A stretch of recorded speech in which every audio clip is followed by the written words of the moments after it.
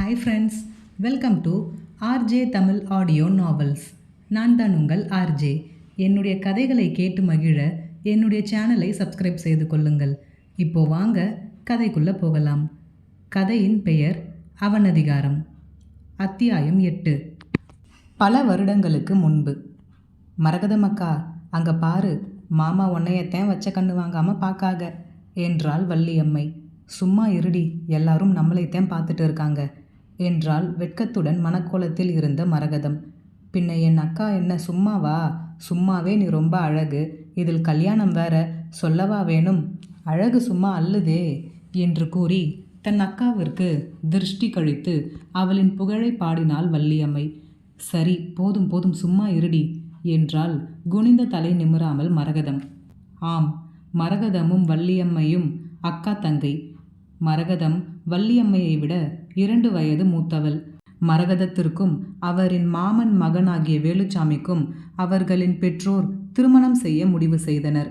அதன்படி இன்று அவர்கள் இருவருக்கும் இனிதே திருமணம் நடைபெற்று முடிந்தது. உறவினரில் ஒருவர், என்னடி வள்ளி, உன் அக்காவை பற்றி ரொம்பத்தான் பெருமை பேசுகிற என்று கேட்டார். பின்ன என் அக்கா போல யார் இருக்கா இந்த ஊரில் என்று பெருமை பேசினாள் வள்ளியம்மை. தெரியாமல் கேட்டுட்டேண்டி ஆத்தா, உங்கள் அக்கா தங்கச்சி பாசத்தை பற்றி தான் இந்த ஊருக்கே தெரியுமே. உங்ககிட்ட பேசி யாராவது ஜெயிக்க முடியுமா?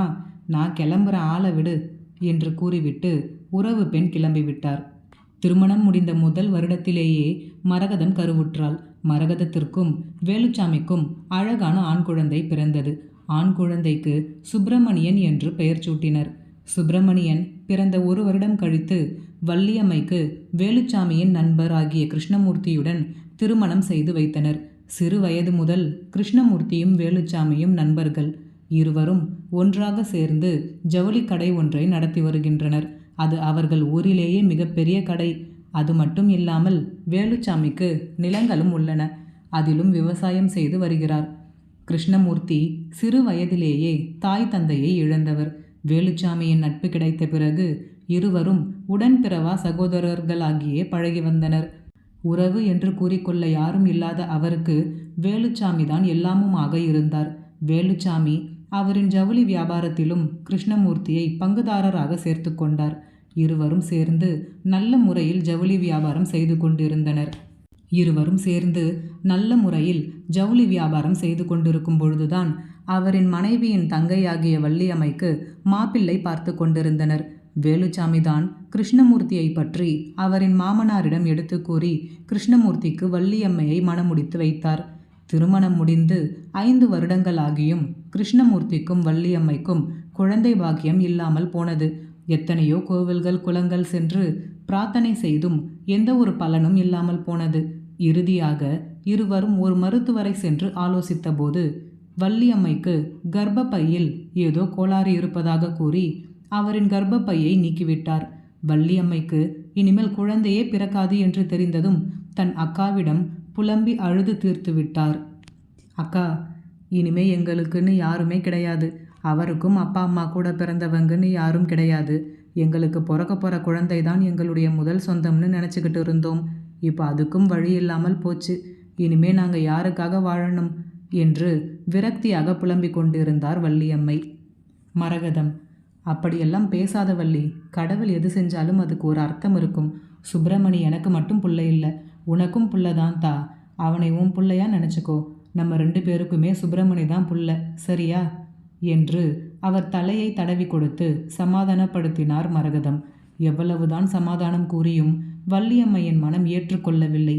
சில நாட்கள் கழித்து மரகதத்திற்கும் வேலுச்சாமிக்கும் சுப்பிரமணியன் பிறந்த பிறகு 6 வருடங்கள் கழித்து மீண்டும் மரகதம் கருவுற்றார்.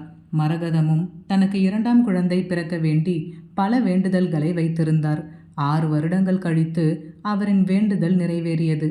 6 வருடங்கள் கழித்து அழகான பெண் குழந்தையை ஈன்றெடுத்தார் மரகதம். ஆனால் வள்ளியம்மைக்கு தான் அந்த பாக்கியம் இல்லாமலே போனது. தன் நண்பனும் வள்ளியம்மையும் குழந்தை இல்லாமல் படும் துயரங்களை பார்த்து கொண்டிருந்த வேலுச்சாமிக்கு மனம் கேட்கவில்லை. சிறு வயது முதல் பெற்றோரின்றி உடன் பிறந்தோரின்றி எந்த சொந்த பந்தமும் இன்றி எந்த ஒரு சந்தோஷத்தையும் அனுபவிக்காத கிருஷ்ணமூர்த்திக்கு திருமணம் முடிந்தால் அவருக்கு குழந்தைகள் பிறக்கும், அதன் மூலம் அவருக்கு பல உறவுகள் அமையும் என எதிர்பார்த்த வேலுச்சாமிக்கு வள்ளியம்மைக்கு குழந்தை பிறக்காது என்ற விஷயம் பெரும் மன உளைச்சலை கொடுத்தது. மேலும் தான் பார்த்து நடத்தி வைத்த திருமணம் வேறு. ஆகையால் தன் மனைவியிடம் கூட கேட்காமல் தங்களுக்கு பிறந்து 6 மாதமே ஆன தன் பெண் குழந்தையை தூக்கி தன் நண்பன் கிருஷ்ணமூர்த்தியிடம் கொடுத்தார் வேலுச்சாமி. இந்தா கிருஷ்ணா, இனி இவ உன் பொண்ணு என்று கூறினார். கிருஷ்ணமூர்த்திக்கு என்ன கூறுவது என்றே தெரியவில்லை. பணமோ நகையோ கடன் பட்டிருந்தால் திரும்ப கொடுத்து விடலாம். இது அப்படி இல்லையே.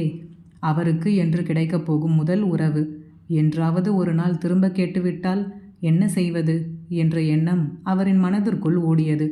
வேண்டாம் வேலு, பாவம் 6 வருஷம் பிள்ளை இல்லாமல் இப்போதான் உங்களுக்கும் குழந்தை பிறந்திருக்கு. அதை தூக்கி என்கிட்ட கொடுத்துட்டா நீங்கள் என்ன பண்ணுவீங்க? வேண்டாம் என்று மறுத்துவிட்டார் கிருஷ்ணமூர்த்தி. அதற்கு வேலுச்சாமி, நான் சொல்றதை கேட்பியா மாட்டியா? இனி இவதான் உன் பொண்ணு, இவதான் உன் உறவு. இனிமே இவளை பற்றி நான் எதுவுமே கேட்க மாட்டேன். உன் பொண்ணு போலவே வளர்த்துக்கோ என்று கூறினார். கிருஷ்ணமூர்த்திக்கு வேண்டாம் என்று மறுக்கவும் முடியவில்லை. வள்ளி அம்மை அவளின் அக்கா மரகதத்தின் முகத்தை பார்த்தாள். திடீரென வேலுச்சாமி செய்த செயலில் செய்வதறியாது திகைத்து நின்றார் மரகதம்.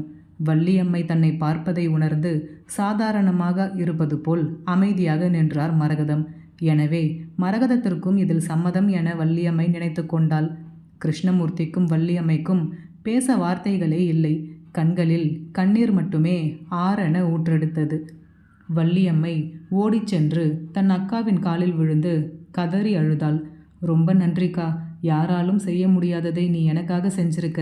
இந்த விஷயத்தை என் உயிர் இருக்க வரைக்கும் நான் மறக்க மாட்டேன். காலத்துக்கும் நான் உனக்கு நன்றி கடன் பட்டிருப்பேன் என்று கூறி கதறி அழுதாள். மரகதம், அழாத வள்ளி, எல்லாம் சரியாயிடும். இனிமே நீ அழவே கூடாது என்று கூறிவிட்டு தன் கணவரை பார்த்தார். கிருஷ்ணமூர்த்தியும் வேலுச்சாமியை கட்டிக்கொண்டு கண்ணீர் சிந்தினார்.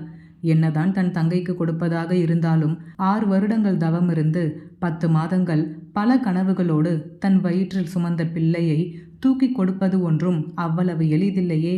மனதை கல்லாக்கி கொண்டு மனமே இல்லாமல் தன் ஆசை மகளை தூக்கி தன் தங்கை வள்ளியம்மைக்கு தாரம் வார்த்தார் மரகதம். மரகதத்திற்கு வேலுச்சாமியின் மேல் இந்த விஷயத்தில் பெரும் மனஸ்தாபம் உண்டானது. வேலுச்சாமி மரகதத்திடம் இந்த விஷயத்தை பற்றி முன்னரே தெரிவித்து இருந்தால் அவர் வேறு ஏதாவது குழந்தைக்கு ஏற்பாடு செய்திருப்பார். ஆனால் அவ்வாறு யோசிக்கும் மனநிலையில் வேலுச்சாமி இல்லை. அந்த நேரம் அவருக்கு கிருஷ்ணமூர்த்தியின் மனக்கவலையை போக்க வேண்டும் என்று மட்டுமே எண்ணினாரே தவிர வேறு எதை பற்றியும் அவர் சிந்திக்கவில்லை. என்னதான் 6 மாதம் சீராட்டி பாராட்டி மகளை வளர்த்திருந்தாலும் சிறு வயது முதல் இருந்த நட்பு அவருக்கு பெரியதாய் போய்விட்டது. இதனால் தன் மனைவிக்கும் மகனுக்கும் எவ்வளவு மன வருத்தம் ஏற்படும் என்பதை கூட அவர் அப்போது எண்ணி பார்க்கவில்லை. குழந்தையை எடுத்துக்கொண்டு வள்ளியம்மையும் கிருஷ்ணமூர்த்தியும் நன்றி தெரிவித்துவிட்டு அவர்கள் இல்லத்திற்கு சென்றனர். அவர்கள் சென்ற பின் பள்ளி முடிந்து வந்த சுப்பிரமணி, அம்மா, தங்கச்சி பாப்பா எங்கம்மா என்று ஆசையாக கேட்டான். அவனுக்கு என்ன பதில் கூறுவது என்று தெரியாமல் மரகதம் தூணில் தலை சாய்ந்து அமர்ந்தார். அவனின் கண்களில் இருக்கும் ஆசையையும் மரகதத்தின் முகத்தில் இருக்கும் வேதனையையும் பார்க்கும்போதுதான் கிருஷ்ணமூர்த்திக்கு தான் எவ்வளவு பெரிய தவறு செய்திருக்கிறோம் என்பது புரிந்தது. சுப்பிரமணி, ஓ பாப்பா உள்ள இருக்கா என்று கூறிவிட்டு வீடு முழுக்க தேடி வந்தான். ஆனால் எங்கும் குழந்தையை காணவில்லை. சுப்பிரமணி, பாப்பா சித்தி வீட்டுக்கு போயிருக்கு கண்ணா என்று வேலுச்சாமி கூறினார். எதுக்குப்பா? வாங்க, நம்ம போய் பாப்பாவை தூக்கிட்டு வரலாம் என்று தந்தையின் கையை பிடித்து இழுத்தான் சுப்பிரமணி. அவருக்கு என்ன பதில் கூறுவது என்று தெரியவில்லை. இல்லை கண்ணா, இனிமே பாப்பா சித்தி கூட தான் இருப்பா என்று கூறினார் தந்தை. ஏன் நம்ம பாப்பா ஏன் சித்தி கூட இருக்கணும்? அதெல்லாம் முடியாது, எனக்கு பாப்பா வேணும் என அடம் பிடித்தான் சுப்பிரமணி. இங்க பாருப்பா, சித்திக்கு பாப்பா இல்லைல்ல, பாப்பா இல்லைன்னு அவங்க தினமும் அழறாங்கல்ல, அதான் நம்ம பாப்பாவை சித்திக்காக கொடுத்துட்டோம். உனக்கு வேற பாப்பா அம்மா கொடுப்பாங்க என்று சமாதானம் செய்ய முயன்றார் வேலுச்சாமி. அவரின் எந்த சமாதானமும் கிருஷ்ணமூர்த்தியின் காதில் ஏறவில்லை. பாப்பா வேண்டும் என்று அழுது கொண்டே இருந்தான். 4 நாட்கள் வரை சரியாக சாப்பிடாமல் பாப்பா வேண்டும் என்று மட்டுமே அழுது கொண்டிருந்தான். அவனை சமாளிக்க முடியவில்லை. இந்த 4 நாட்கள் அவர்களின் வீடு அமைதியாகி போனது. சிரிப்பு கிடையாது, பேச்சுவார்த்தை கூட கிடையாது. மரகதம் சமைத்து வைத்துவிட்டு ஒரு ஓரமாக சென்று அமர்ந்து விடுவார். யாரிடமும் பேசவும் மாட்டார், சாப்பிடவும் மாட்டார். வேலுச்சாமிக்கு தான் செய்தது மிகப்பெரிய தவறு என்று முதல் முறையாக எண்ணம் தோன்ற ஆரம்பித்தது.